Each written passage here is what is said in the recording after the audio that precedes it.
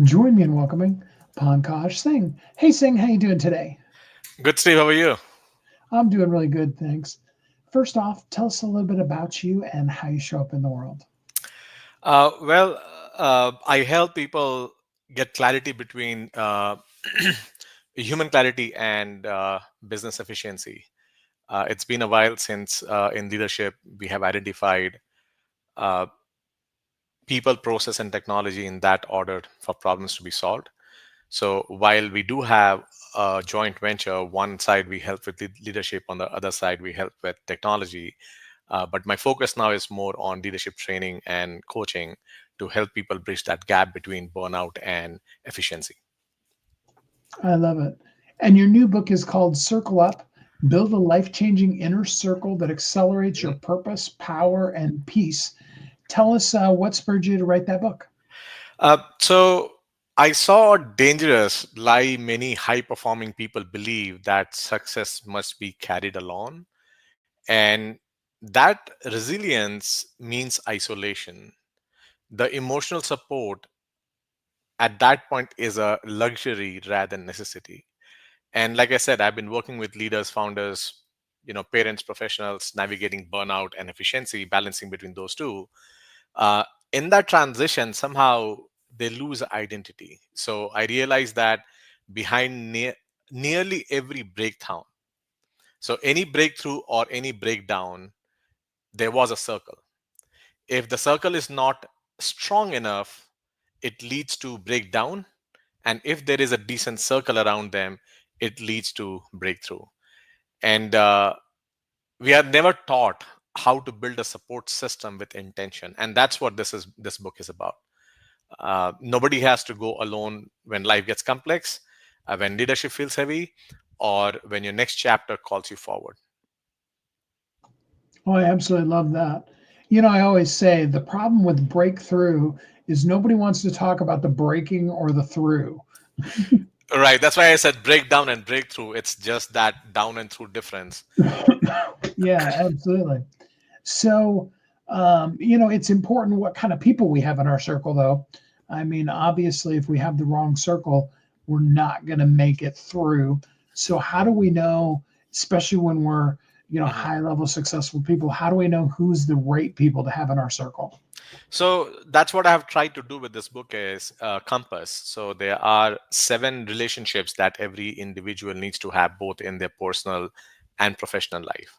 So clarity partners telling you truth, opportunity advocates championing you, mentors who are experienced guides, pillars, your true emotional anchor and support, your accountability allies, people who can hold you accountable to get things done, but then soulful connections who can understand your authentic self and strength amplifier, so boosting you. Now what I've done with this book is I have each of the chapter I have curated and created a very simple 7 minutes test, if you will, or a quiz. Answering those questions helps you identify the characteristics that you have seen in that chapter about that people, and being able to identify two things. One, most critical, who is that person in your life?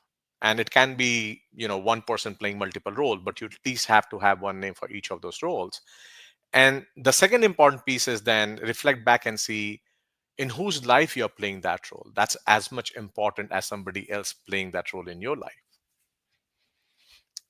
So it becomes a very clear handbook, if you will. And again, I mean, this came through in last 6 8 months that I have been coaching and doing workshops. This was a consistent gap, I would say, for every leadership meeting that I have had, that they didn't have this clarity. And that's why I had to get something out that through self-assessment, your relationship audits, guided reflection, some actionable hands-on exercise, uh, you can walk from chaos to clarity in your own life.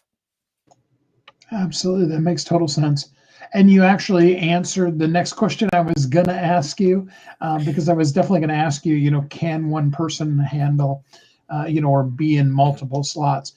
Is there a minimum though? I mean, if a person went through and they're like, well, this one person is covering all seven of those spots for me, would you tell them, hey, you need to get a couple more people in your circle.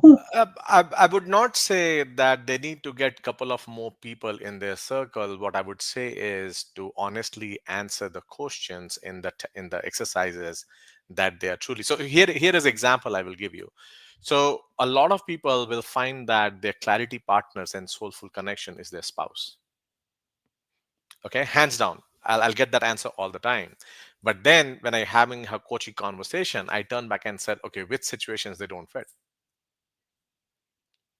And I was having a conversation with a CEO who had on his hand after a very, this is like 2 weeks back, a major layoff because of some changes in the industry or whatever.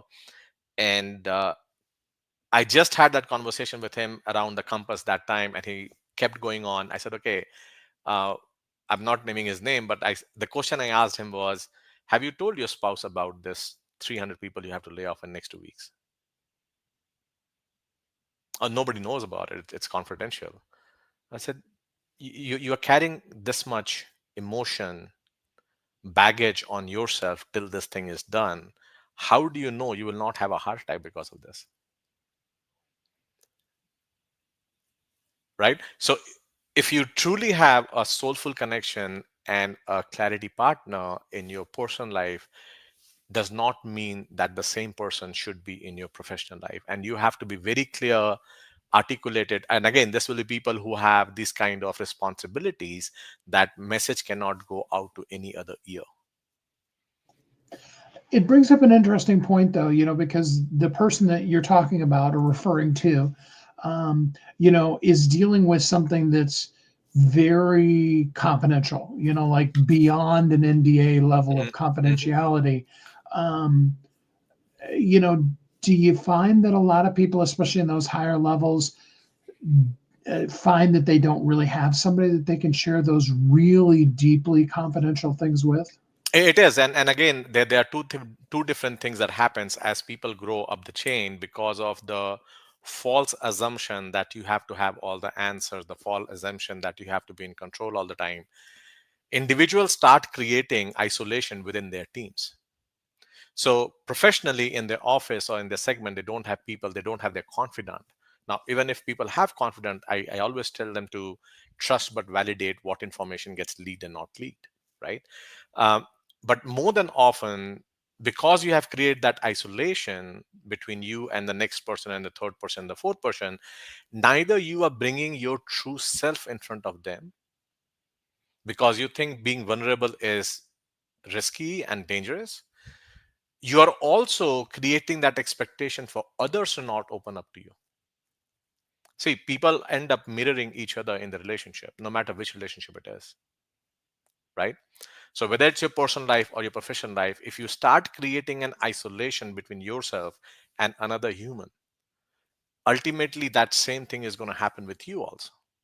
And that's why earlier I said, not only that you need to identify who are the people in these roles in your life, you also have to identify in whose life you are playing that role, because the more you play that role in other people's life, now you will have the empathy and understanding of what it means for somebody else to play that role in you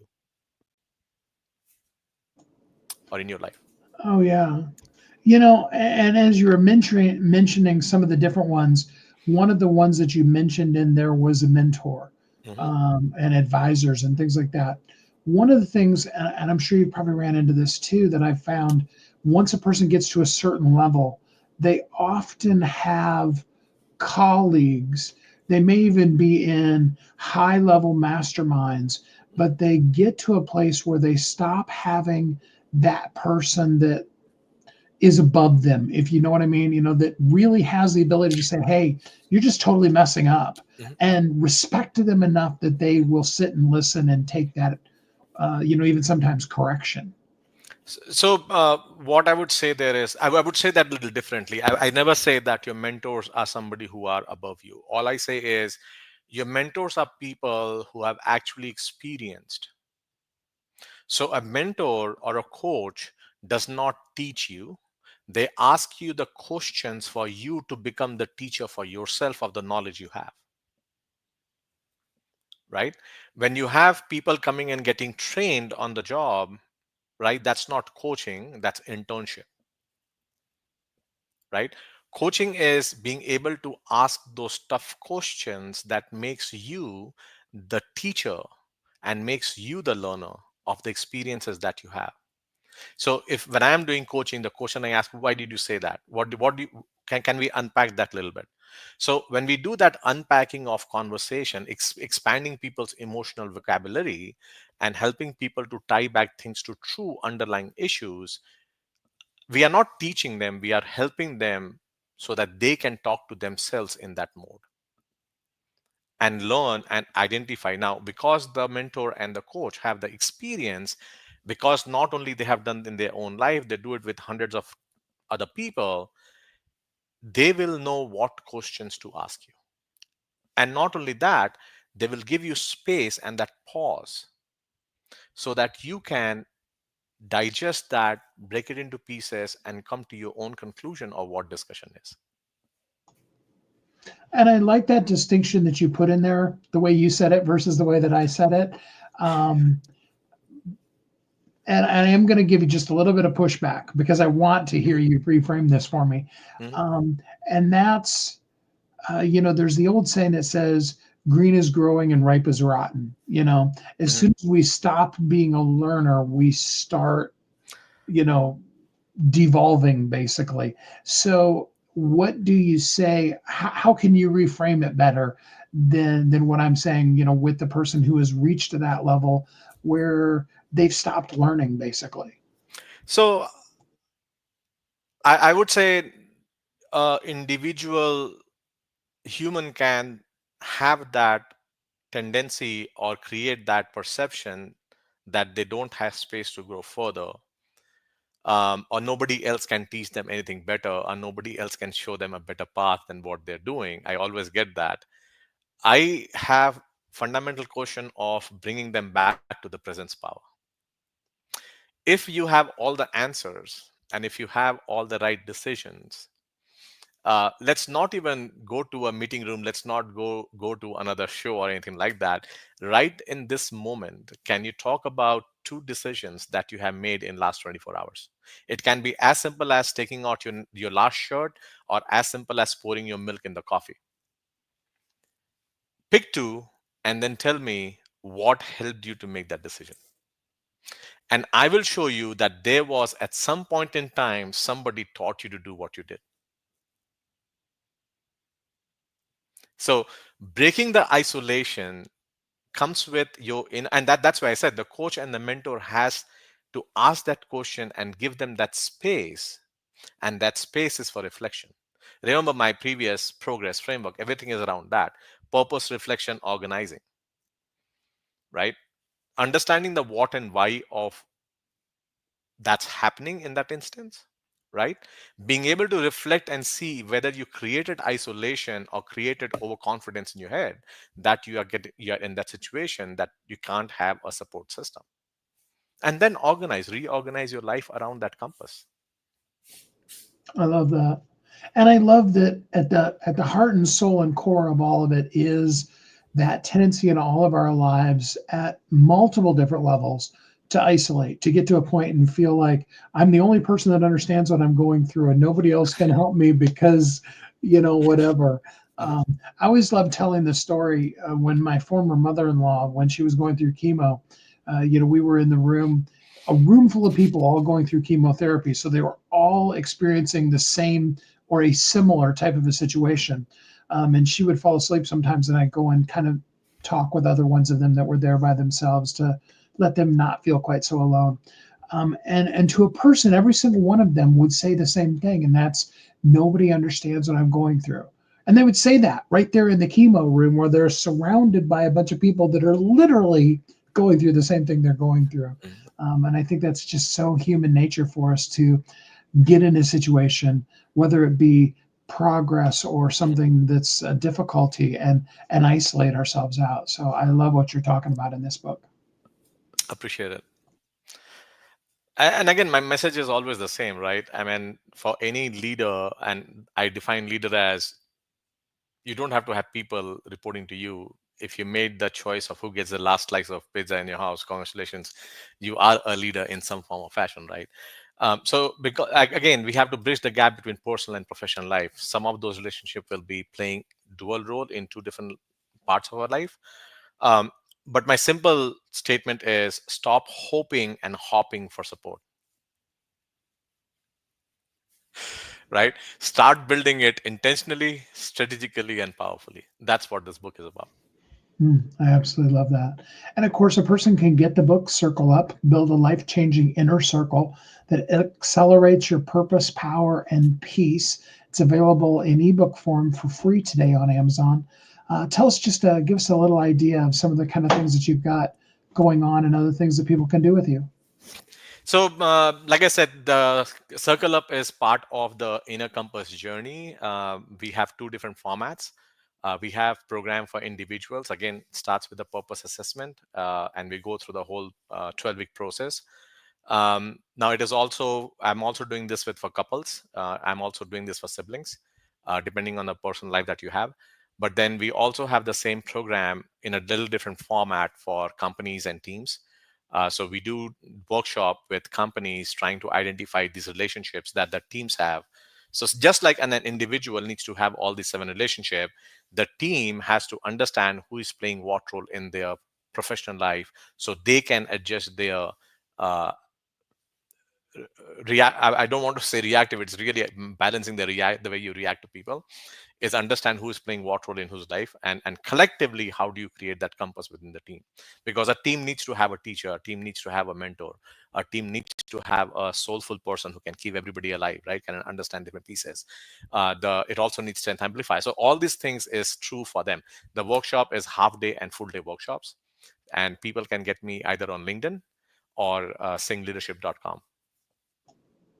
I absolutely love that. Again, everybody go and get the book Circle Up. Sings, thanks so much for spending some time with Thank you, us here Steve. on the show today. It's always good to meet you.